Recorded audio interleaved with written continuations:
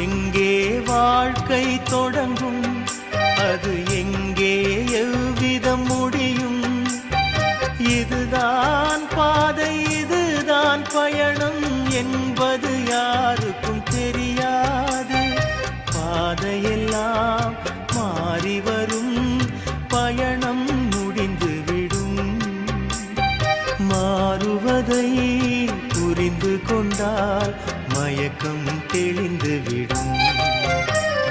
நினைப்பதெல்லாம் நடந்து விட்டால் தெய்வம் ஏதுமில்லை. நடந்ததையே நினைத்திருந்தால் அமைதி என்